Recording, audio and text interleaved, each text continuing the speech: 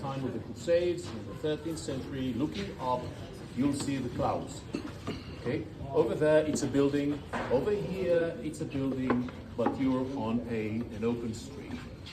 So the fortress is still there. We're going around the fortress, and this building, we believe, is part of the large cathedral, Saint Jean d'Acre, that I mentioned earlier. Just a tiny section, and of course it's the infrastructure.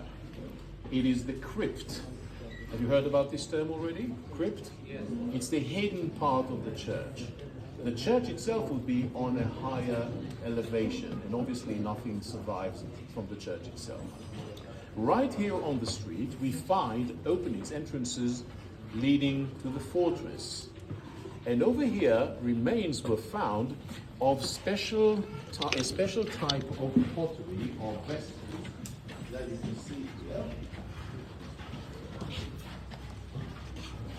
It's a conic-shaped vessel, and this vessel is very well known from other sites in the country. Usually we find it broken, but here we found hundreds of them.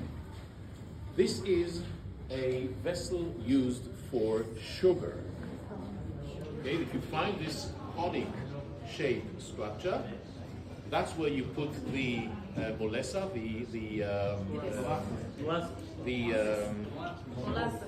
yes, but molasses. A liquid form. The liquid. Okay. The liquid, very thick and dense liquid. You put it in, and then the sugar infiltrates and becomes sugar crystals. So that's part of the preparation of the sugar, the production of the sugar, and it means that they produce sugar in here and also stored it, because we have found hundreds of these scattered all over the site. What's behind this opening? We have no idea. We need to dig it. So as yet, we have no idea what is the exact purpose of the structure and why we find vessels connected to sugar in this location.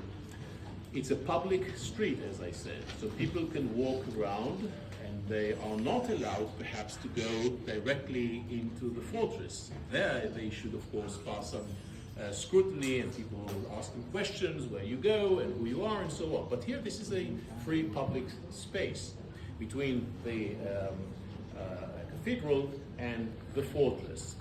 On the walls we can still see the original plaster.